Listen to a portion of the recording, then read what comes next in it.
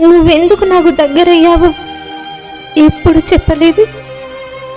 దగ్గరైన తర్వాత కూడా నా ప్రశ్నలకు నువ్వు సమాధానము ఇవ్వలేదు. నేను మాత్రం నీ మౌనాన్ని మాటగా నమ్మాను. నువ్వు నాతో ఉండటాన్ని ప్రేమ అని పొరపడ్డాను.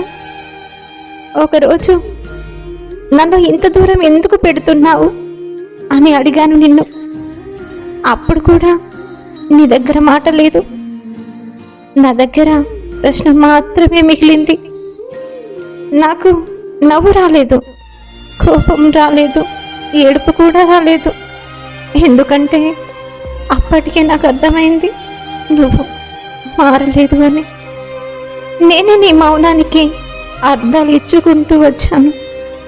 ఈసారి ఎందుకు వదిలేశావు అని అడగాలని ఉంది, కానీ అడగలేను. నువ్వు దగ్గరగా ఉన్నప్పుడే నా ప్రశ్నలు ఒంటరిగా నిలబడ్డాయి. ఇప్పుడు నువ్వు దూరం వెళ్ళాక ఏ హక్కుతో సమాధానం అడగాలి నిన్ను?